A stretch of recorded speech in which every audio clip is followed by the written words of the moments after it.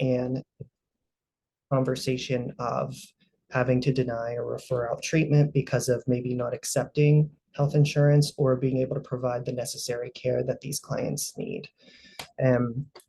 There's also been, reverting back to talking about this sociopolitically speaking, there's been a lot of anti-conversation laws in place within the school setting. So this creates barriers for school counselors, for example, to have conversations with their students about intersectionality and diversity and equity and inclusion. And this perpetuates that further shame cycle, right? That's usually attached to this kind of authenticity and being a part of this community, which again is really dangerous for this community, given that children and adolescents are at such a vulnerable point in their identity development.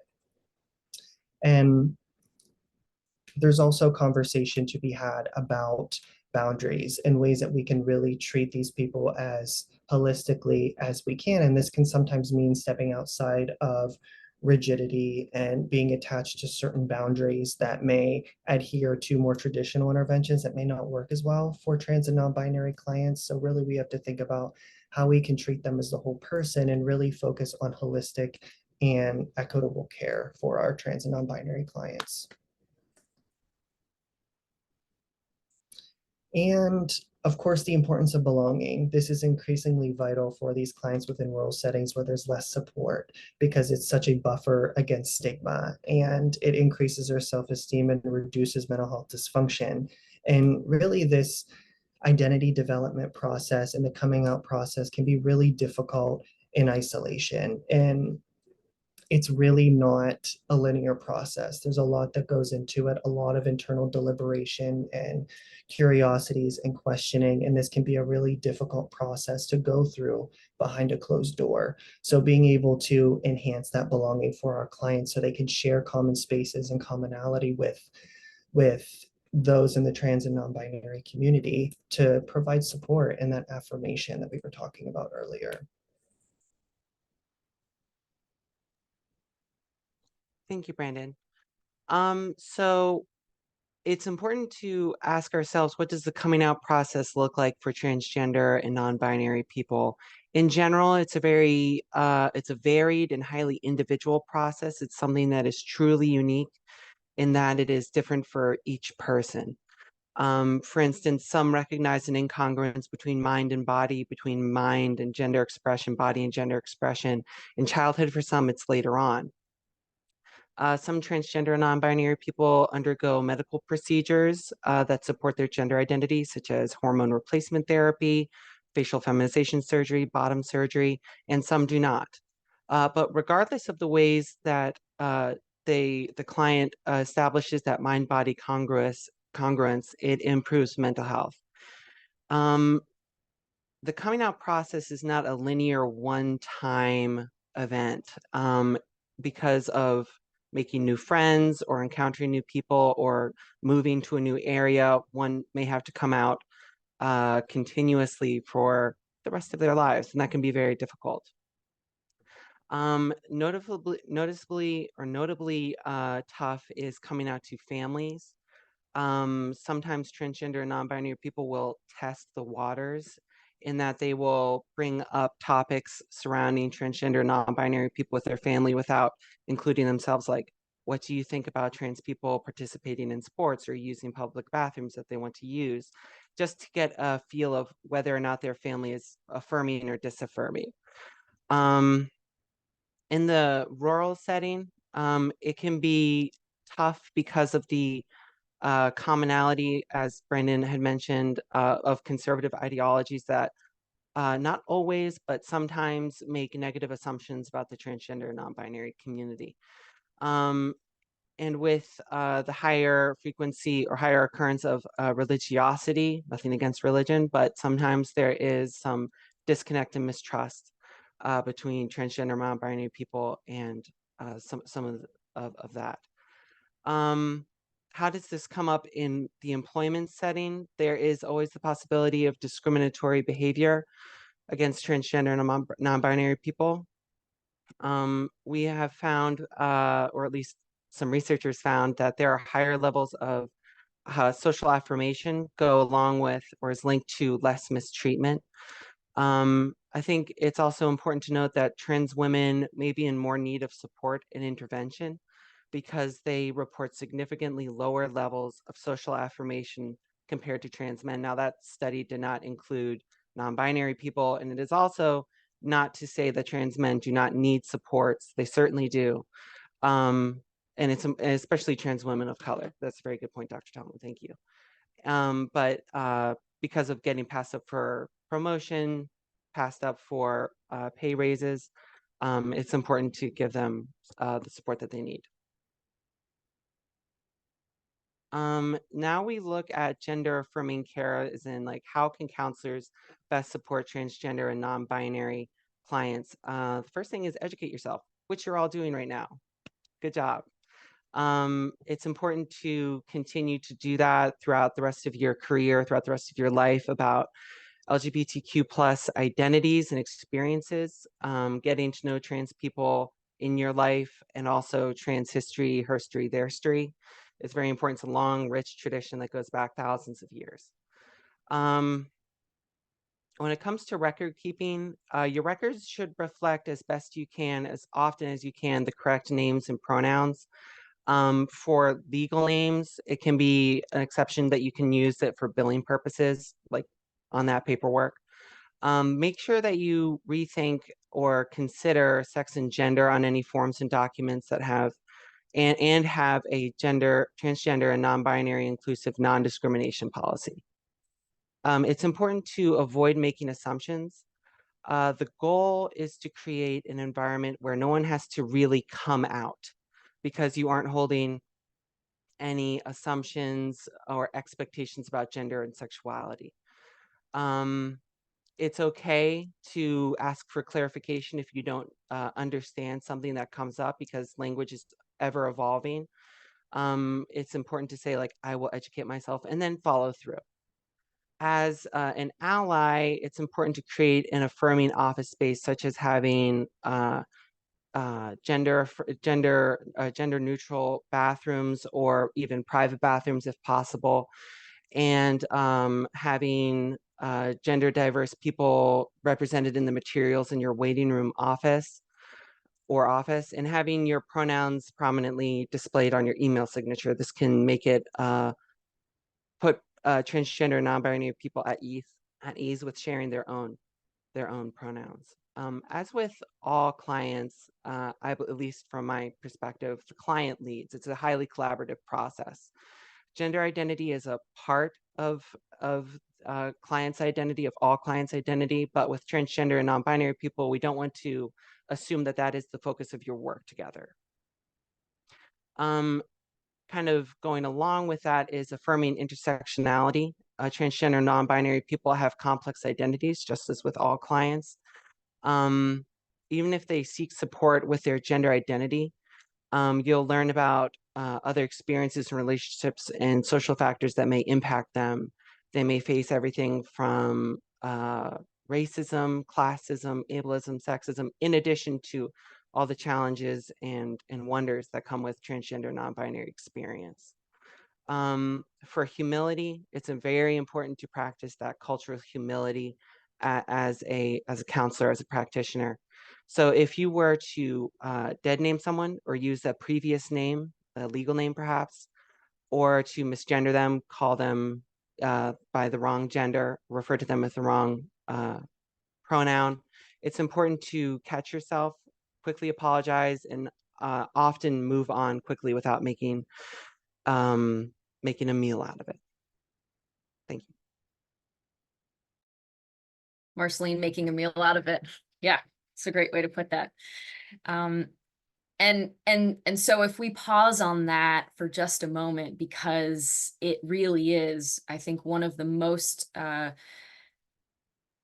salient factors that perhaps we should choose to make a meal out of. And so, you know, we look at cultural humility versus competence perhaps as like this lifelong process, right, of iterative self-reflection, looking at ourselves, understanding the identities and the values and beliefs that we hold, the lived experiences that we hold, and the way that those things interface with our clients.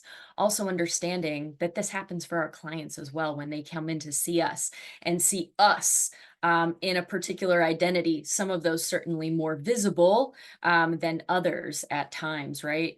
And so when we talk about this responsive model of cultural humility, it's an ongoing process of, yes, having a foundation of knowledge of trans and non-binary history, their history, and knowing that each experience we get is going to be very, very different. And also understanding that we have all been raised up in respective systems, cultures, societal norms, systems of oppression and power that some of us in this room benefit greatly from, and some of us do not.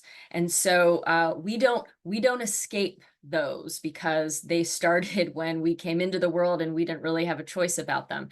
As we grow older, we have choices about what we do with these things and the way we look at them, unpack them, dismantle them for ourselves, challenge that. And there will be times, as Marceline said, that come up in the work with clients where those values might come out. And especially in small communities, rural communities, that in and of itself is a subcontext, right? And so we have to understand that clients coming to see us have been in this community, and it is part of their very livelihood to be scanning their setting for safety all the time. And so while all of us here say, what do I want to do with clients? What's really important? I really want to make them feel safe. I want to create a setting of safety.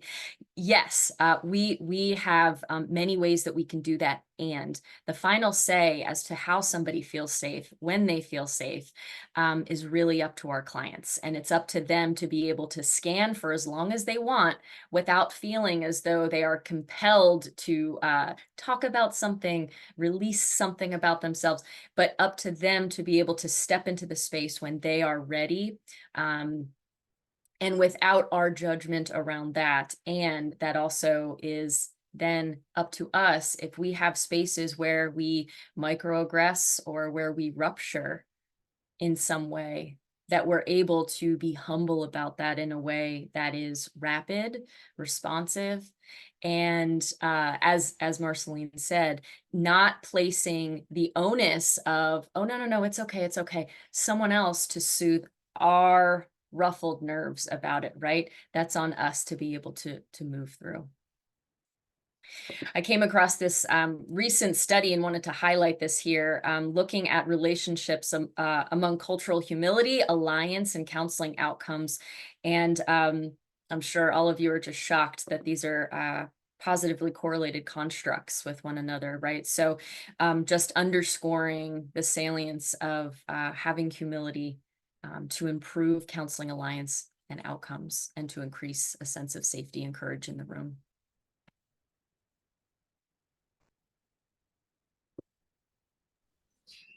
I think it's super important to think about that idea of humility and privilege whenever it comes to working with our clients and developing and thinking about what interventions that we use, because there's this dilemma that comes up of modifying these interventions and being creative with them and stepping outside of the box and doing something different for the sake of these clients because they have those unique needs, and being able to step back and recognize where our potential privilege may be coming up in those situations and thinking what may or may not be the best for these clients. And thinking about it in terms of, Dr. Tomlin, you had said this before when we had conversations about it, about authenticity and this idea of it kind of being a privileged concept. So being able to work with our clients and walk with them as they're navigating this journey and being able to tailor our treatment for them. So keeping in mind those concepts of holism and providing that equitable care, especially whenever we implement these interventions. So the question is, how can we modify these to best suit the needs of our trans and non-binary clients to enhance that belonging. And really one way to do that is to promote the usage of online platforms and atmospheres to be able to provide that safe space for trans and non-binary clients to really validate their identity and obtain that social support and partnership and connection with each other. And we can also utilize that as an intervention as well. So providing services over telehealth to cater to whatever they need within that time and to cater to their privacy as well. And then also being able to support them as they maybe navigate journeys related to affirming accessories. So makeup, for example, actually walking with our clients as they go to a store for the first time and buy makeup and buy these accessories that feel congruent with their gender identity. And having things like undergarments sent to them as well, and utilizing private mail packaging to ensure that things are private for them and ensuring that these things are concealed for them, not to cause them to feel uncomfortable with whatever situation their living situation is. And I know that Dr. Tomlin can speak to those specifically in using those creative interventions and how they can come into the counseling relationship. And then also utilizing role play, role rehearsal interventions with our clients. So thinking back to that coming out process, the identity development process, it really doesn't occur linearly. And it really occurs in the context of one's social ecology. So career, career and work and family, peers. So playing out those conversations, what they may look like, what they may sound like, and being able to sit with clients and help ground them during those situations where those authentic feelings are coming up and what that may look like. I don't know, Dr. Tomlin, if you wanted to comment on that creative intervention piece. Yeah, so one of the things that I've done in the past for clients is when they are looking at, so say, for instance, they might be on hormones, they might not, but looking at different undergarments, for instance, and this could be in the sense of binding, it could be boxers, it could be bras, right? So there are companies that you can reach out to and ask them who have a very clear position statement around social justice, privacy, confidentiality, and they will send packages. So when you get an Amazon package, usually on the outside it says Amazon, right, and the return address. And these are companies that will have confidential packaging and not announce perhaps the name of the company if that gives that away at all. So in the past, for instance, I have had clients who have I have a background in college counseling, and so have had clients living with their family, their parents, who were largely unsupportive of their identity. And so if it was not possible to have the utilization of a company that used private packaging and mailing, then we might, for instance, have that client ship to our office and they could pick it up there. So it's not necessarily something that we would think of as counselors or counselors in training. And we might even think, ooh, is that ethical, right? And have to kind of move through that or consult or go through a decision-making model. But those are some of the creative interventions that we're thinking about, given that we really have to understand that as always, we hearken back to equality and equity are not the same thing. People are not coming in with the same needs and with the same resources and access. Yes, thanks, Dr. Tomlin, for adding to that.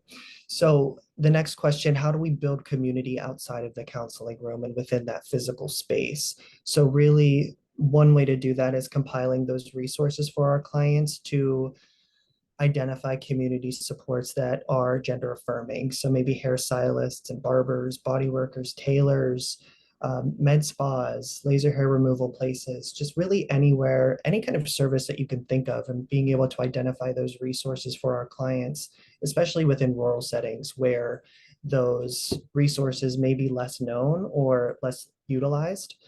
And then also being able to take that more affirming stance and being more proactive in training and education in K through 12 schools. So essentially, how can we actually take action rather than just tolerating student identities, and then but also being able to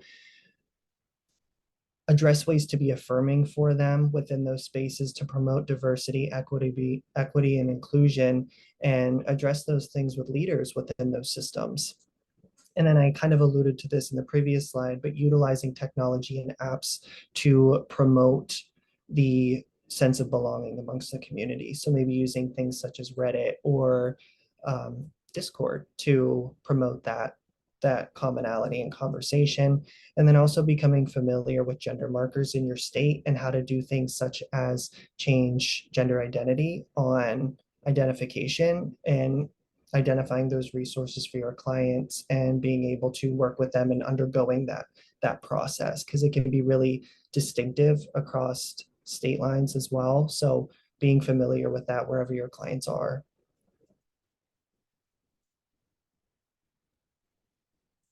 And if I can go back, because I think we'll touch on this a little bit, but the really the importance of us being incredibly interdisciplinary in the resources and referrals that we have, again, especially in rural communities. So when we think about somebody getting their hair done, their nails done, who in this area are folks who are affirming. I used to live in a rural community and can remember off the top of my head, and I still remember their name, one stylist that I think I referred pretty, I maybe 12, 20 trans or non-binary clients that I had to this stylist, because they were incredibly affirming.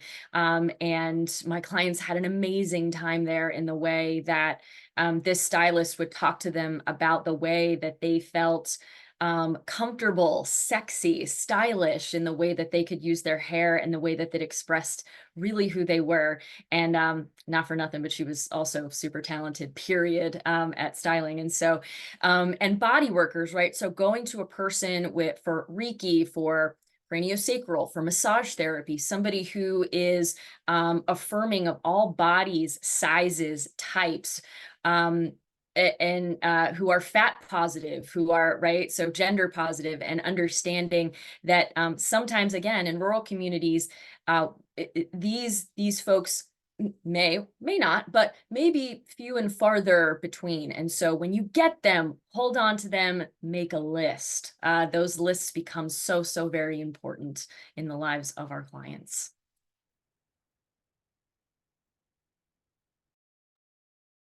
And thank you, Dr. Talman, thank you, Brandon. To start to kind of apply these ideas, to kind of put them into practice, to think about them, we worked up a little case application here. So here we have Trent, uses he, him pronouns, is a 20-year-old assigned female at birth trans man living in a rural area of Pennsylvania. Recently decided to come out to his family, work and school. He is out to some of his friends and several close family members. His friends are affirming. Some of his family has responded not so well to what he said, so he's unsure about the rest of his family. He works as a server at a diner. He goes to a local university. He is worried about being dead named, which is a term I used before, which is being called by a name that you were given at birth or just a previously identified name. He's also worried about harassment at work and school and in public. He's worried about his safety because some trans people in his area have been targeted recently. He's also worried about that unacceptance and disaffirmation from his family. He is nervous about dating and cultivating a network of community support. He wants to get top surgery, but he can't afford it with his current salary without help from his family. So Trent comes to us seeking guidance and resources. So how might we support Trent as his counselor? I want to preface this little list with a little reminder or a little note that it is not a comprehensive list.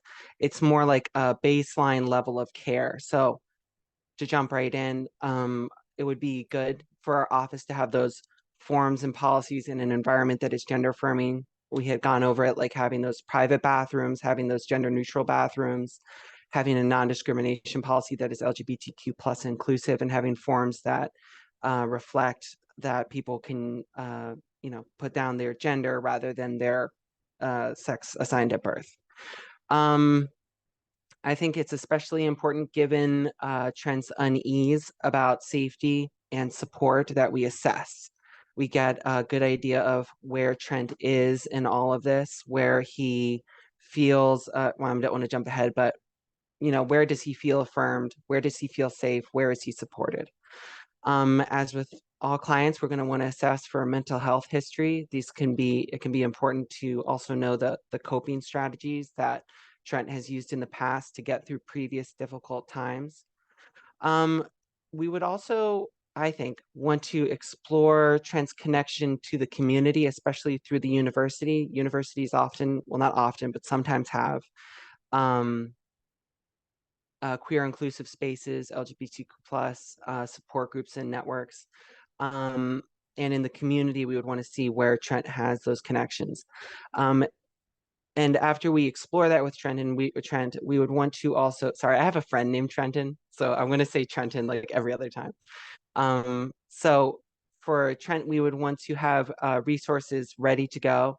Like this is the local queer community center. This is a transgender non-binary support group. This is what the university has to offer. I touched on this briefly, but it would be important to highlight where Trenton feels affirmed and help him recognize those areas, grow those areas, both in number and in size. How are we doing on time? Okay, we got a little bit of time, so I'll power through. Role playing and rehearsal. Brendan had mentioned this before, but sometimes like the coming out process can be difficult, as we previously mentioned, and having like a little speech prepared, having some responses ready for what people say back to you is also important. But also if someone misgenders you in public or dead names you in public, it's good to have a canned response, just like, oh, actually I use these, thank you very much, and let's move on, whatever the client, whatever Trent would want. But it would be helpful to have that ready beforehand. Navigating grief is a big part of being transgender non-binary, unfortunately, in America, because of rejection, disaffirmation of family members and friends. It's important to make sure that we are attending to that specific need. I think exploring the difference and the benefits of given and chosen family. So given family is family of origin, the one you were born to, and chosen family or adopted into, and chosen family is the family you make along the way, the close friendships that become even more than that, and they're more like family than friends. And finally, but not comprehensively, it would be important to have that medical reference for consultation for the top surgery ready to go. Having a template at the ready that you can plug Trent's name into and then modify as much as you need to could be very, very helpful and very affirming to Trent as he continues on his journey. And gender affirming care in terms of documentation and what that looks like is its own training and workshop. If there are folks that are out there that might be interested in the field and wanting some kind of a template, you can certainly send me an email. I do have some. Thank you all so much for the content you have shared, but we're not done yet because there are some questions in the chat that we would love to hear from you. So I'm going to, there's two questions that I see, and let's start with Nicole's question. She asks, how can I best connect with TGNB people in need who live in rural areas? So she lives in an urban suburban area, but how could she make herself known in a rural area?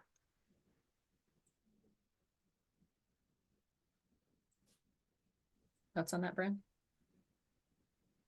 So connecting with other counselors that are affirming or trans and non-binary clients. Like finding trans and transgender non-binary clients who are in need of services. So, if I'm not physically in the spaces to connect with the community, and there's like a dearth of resources in, the middle of Pennsylvania, let's say, how can I reach out to those young people or adults who are really in need of just somebody to support them?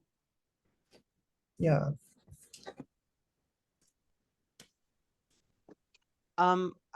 I can speak a little bit to this. I think that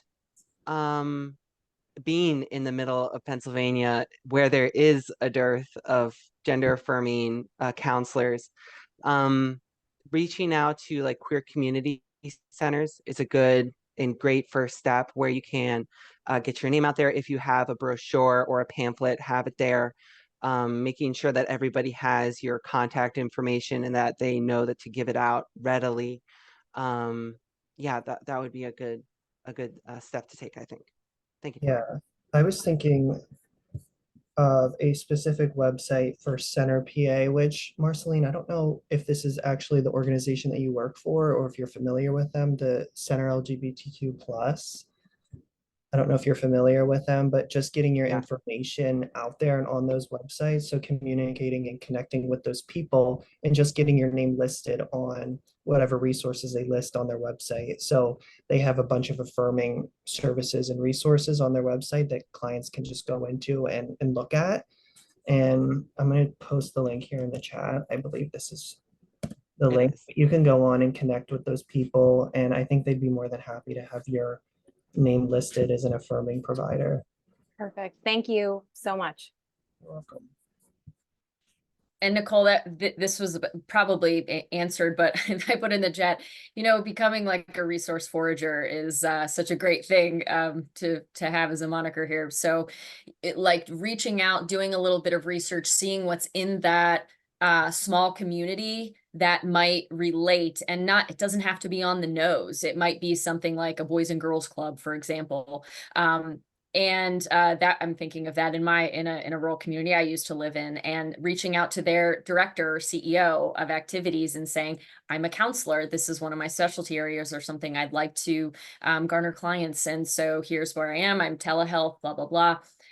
Looking at, LGBT centers in that area, universities, maybe around that area that might be able to pass on your information.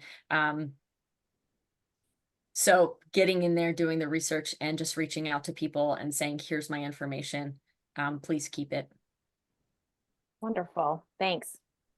Thanks for that question, Nicole. I had a question about how to support clients who are questioning.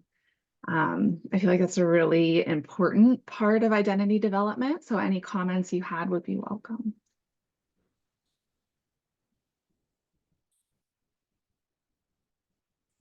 It sounds so like humanistic, but just sitting with them in whatever they are questioning exactly and listening and not necessarily giving any kind of like opinion or advice, but simply just being a listening ear, because there's so many things that are percolating in general that it can be overwhelming, I think, as well, especially being within a rural community and having all of these contextual factors just being very inflated. So it can be a really difficult process, I think, to just sit with, but having somebody on the receiving end, just being able to listen, I think is really helpful for that process. And being curious too, I think is okay, and asking questions. And I know something that gets brought up a lot, which we didn't really go into in depth, but is this idea of pronouns. And there's this kind of like continuum sometimes of leaning towards certain pronouns or other pronouns, or being kind of in the middle. So just being able to sit with them where they are with that as well, and just support them throughout that identity development journey and their questioning and curiosity. Patience also really comes to my mind. And I think about when I've been working with folks who are questioning, and it's number one, it can be really beautiful and freeing, and at the same time can be frustrating. And it is that process perhaps for the individual, and there are others in their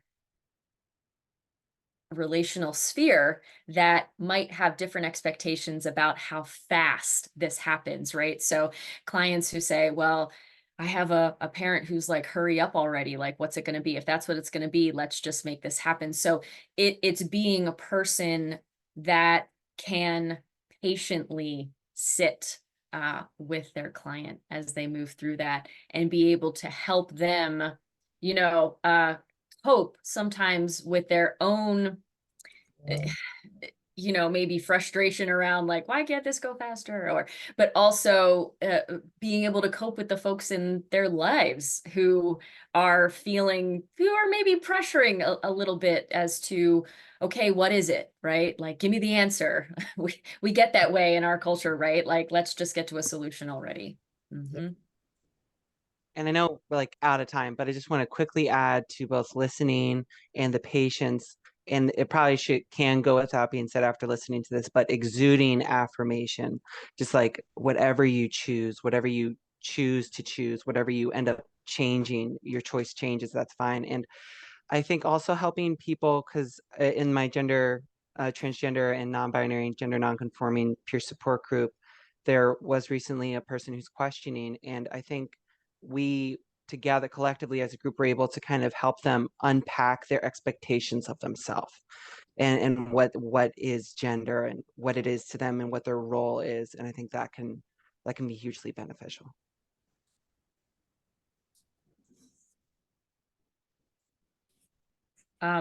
We want to thank you all for being here so much, and send you off perhaps with a call to action to maybe put in just an extra effort to be kind to all today, but especially to yourself, and to practice some of that self-compassion that we often do not point in our own direction.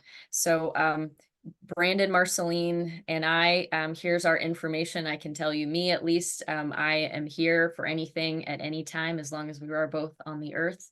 So whether that is in a week or 10 years from now, you can feel free to hit me up. Yeah.